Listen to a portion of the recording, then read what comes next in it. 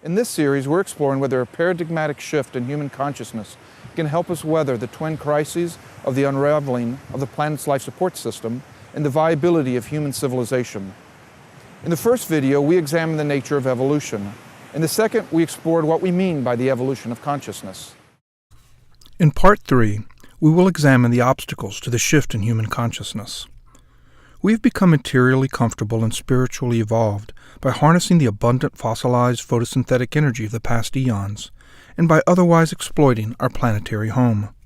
And so the human predicament is this: how does civilization continue to serve the billions of humans now living, and the billions more expected this century, and somehow feed the billions who have not been well served so far, and do all this without further destroying our planet and killing off much of the rest of life? For each problem, there are many potential solutions. Of the many solutions, each contradicting another, how do we know which is wisest? When dealing with poverty, for instance, an obvious solution may be to grow the economy, to invest in businesses that make more things and create more jobs. But if this then destroys the rivers and environment, it will not bring long-term wealth, but rather further impoverishment down the road. Or from a different perspective, requiring businesses in your country to comply with labor, tax, and environmental laws that don't exist in other countries will likely lead to loss of jobs in your country. Then your country may have neither the funds nor the willpower to tackle environmental and social justice challenges. If the problems are easy to see, the solutions surely are not. Given the complexity of our reality, it may be that solutions cannot be realized by mere logic and reason. It may require other perspectives, translogical perspectives, that is, a consciousness that transcends reason. One that includes values and a connection to others that can be expressed through reasoning, but not necessarily achieved through it. These include experiences such as empathy, compassion, and love. Catholic priest and earth scholar Thomas Berry put it this way: our challenge is to create a new language, even a new sense of what it is to be human. It is to transcend not only national limitations, but even our species' isolation, to enter into the larger community of living species. This brings about a completely new sense of reality and of value. Otherwise, he warned, we mistake the order of magnitude in this challenge. Thomas Berry was speaking of a biospheric consciousness, a worldview that few of us can imagine, and even fewer of us have ever inhabited. Because, as Albert Einstein realized, we can't solve problems by using the same kind of thinking we used when we created them. Foragers think like foragers. Farmers think like farmers. And most of us in first world countries think like inhabitants of an industrial and post-industrial world. We produce, consume, and pollute. We like the comforts and excitement of civilization, and nothing short of death, collapse, or class war can force us to stop.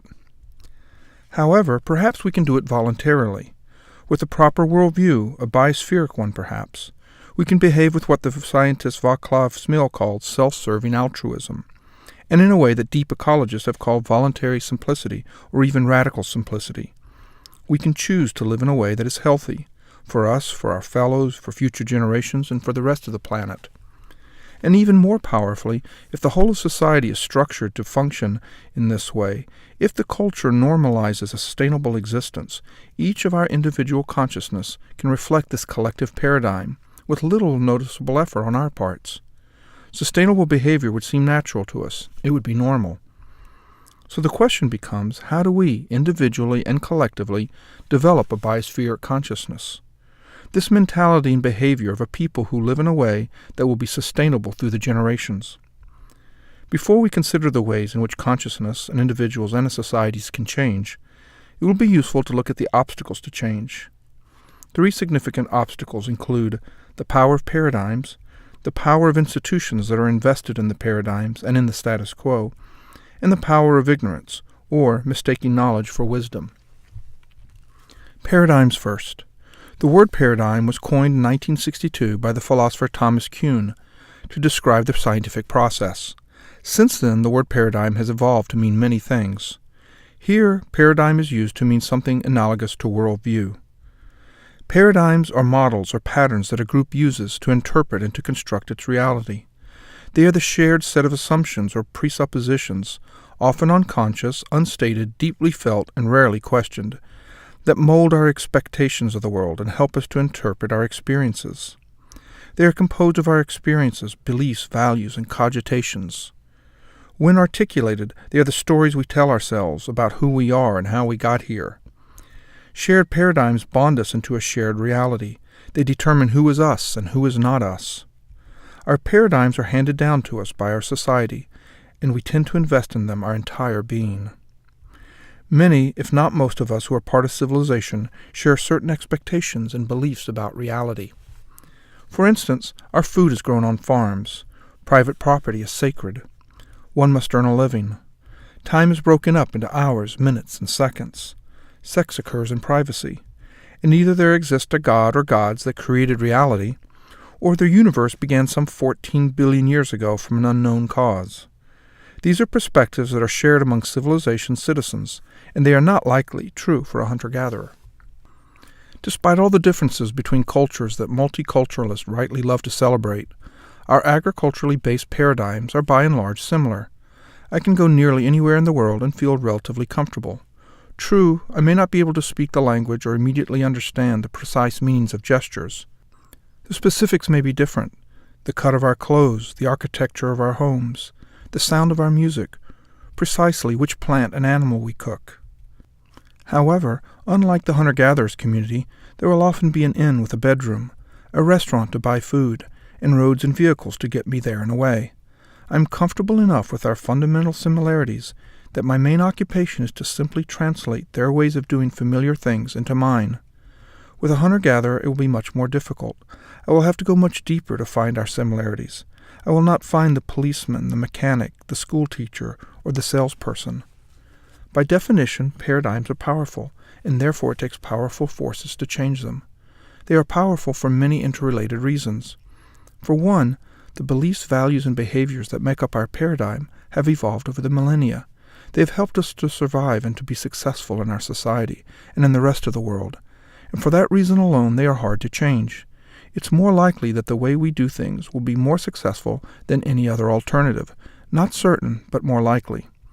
And so nearly 4 billion years of evolution, 14 billion years when the evolution of the universe is considered, makes us conservative. We are by nature neurologically wired to be more norm-based creatures than to be gadflies. It is adaptive for a society to have a common worldview. We get along better, and with less friction, society's efforts are more efficient and effective. Secondly, because we are unconscious of most of our fundamental beliefs, values, and behaviors, and because they are reinforced by everyone around us, by the media, and by all our authority figures, we rarely question them. Cannot even imagine what there really is to question. For instance, a belief that most Americans hold unquestionably: the land I bought rightfully belongs to me, and I should be able to do with it just about anything I want to do, such as cut down trees, pave a driveway, and plant a garden. These are believed in some version by most of civilization's citizens. A value most people hold: eating meat is normal and morally acceptable. A behavior few Americans would question: driving to the grocery store to retrieve a quart of milk.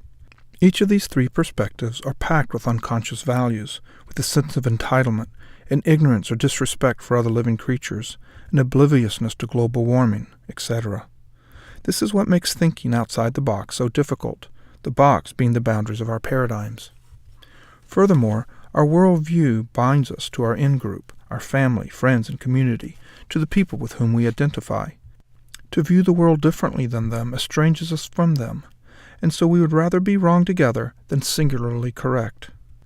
Because we are programmed, both by nature and by culture, to fit in with an in-group, and because there are about 1.5 billion of us living well enough to leave well enough alone, and because much of what we believe is unconscious anyway, we are easily manipulated, for better and for worse. Other obstacles chain us to the sinking boat of our paradigms. Powerfully, our egos are bound to our beliefs. What if, for instance, we had to admit to someone of an opposing political view that she had been right all along, and that we had been wrong, that all our lives we had been mistaken about abortion, race, sex, God, religion, the Iraq War, global warming, and all the rest? Could we do it? And what if our change of mind required a true revolution, if it required a diminishing of lifestyle, of status, and of our children's prospects? Would we be willing to sacrifice these for the betterment of others and the long-term prospects of civilization? We already know the answer to this, of course. On a daily basis, most of us choose to spend our extra income on superfluous items, televisions, artwork, eating out, vacations, than to donate that luxury money to the less fortunate. Time and distance are obstacles as well. We are rarely in contact with the less fortunate, with poverty, environmental catastrophe, famine. And when seen through the media, they can remain abstract and far removed. Other conditions direct us to holding to the dominant paradigm. The poor and middle class, for example, spend most of their energy in simply surviving. They tend to have neither the time nor the resources to contemplate the complexities of global problems and solutions. And the affluent want firstly to continue prospering. Changing worldviews may very well mean that they would have to give up their privileges. This leads us to the second major obstacle to conscious, deliberate, and significant changes in our cultural paradigm: the power of institutions that are invested in the dominant paradigms in maintaining the status quo. The term institution has many meanings. Here I am using the term institution in a very specific way, in the manner the historian Carroll Quigley defined it. He referred to instruments of society as those kind of organizations that were developed to provide society with necessary services, such as protection, education, trade, and to provide meaning. When those organizations become more interested in maintaining themselves than providing their designated service, they've evolved into institutions. On the largest societal scale, government, business, religion, and the military have been established institutions of every civilization for the past several thousand years. And as communication technologies evolved, the media has grown increasingly powerful, becoming the fifth of now 5 dominant institutions. The longevity of these institutions suggests that they have been successful adaptations to history's vicissitudes, and it ensures that they are deeply ingrained in our collective psyche. And since each institution exists in thanks to the existing social order, each institution has an interest in legitimizing that social order. If we significantly changed our society, the winners of the previous social order may not be the winners in the new. An enormous body of scholarly work clearly demonstrates that the more wealth and power an individual or an institution has, the more vigorously they work to maintain their interest in the status quo. Great sources on the topic are Jeffrey Winter's book Oligarchy, published by the Cambridge University Press, and Dark Money by Jane Mayer. Given their common interests, it is not surprising that the institutions work together. In the United States, for example, the military institution takes almost $1.2 trillion a year from taxpayers, and the other institutions either ignore it, sanction it, facilitate it, and/or benefit directly. They all repeat the same mantra of a $600 billion military budget, when anyone with 5 minutes in the Internet will find that the American military actually spends nearly twice that. In the United States, the collusion of the elites in banks, large corporations, and government has become so evident, especially after the 2008 economic meltdown, that there is little reason to belabor the point. A word about the media, however, for their collusion seems more ambiguous. First, the information relayed by the media is paid for by businesses through advertisements. The media is completely reliant on advertisers for their existence. Second, the media services are themselves big businesses. Somewhere between 90 and 98% of all television, radio, newspaper, and magazines is owned by just 5 corporate giants: Time Warner, the Walt Disney Company, Murdoch's News Corporation, Viacom, and Bertelsmann. It is through their bullhorn that the propaganda of the few becomes the worldview of the many. The Internet and social media have become the newest bullhorn, and for every tweet and website informing us of social and species injustice, there are thousands of slick, professionally rendered images promoting consumption and all the destruction and injustices that come with the way we consume. As the journalists Juan Gonzalez and Joseph Torres submit in their book News for All the People, it's not simply the right to speak, but the right to be heard by others that is the measure of a free media. And lastly, a third obstacle to change is this universal notion that we, in our in-group, already know what the solutions are. Our problems are due to others' behaviors and others' wrong perspective. And as long as we think we are right, we will not attempt to change our behaviors. The teacher Jiddu Krishnamurti suggested that the way to intelligence, to knowing, is by truly accepting that we don't know. Only by being in that space of not knowing can an idea that may be contrary to ours but nevertheless true, be given the unbiased attention sufficient to see its truth.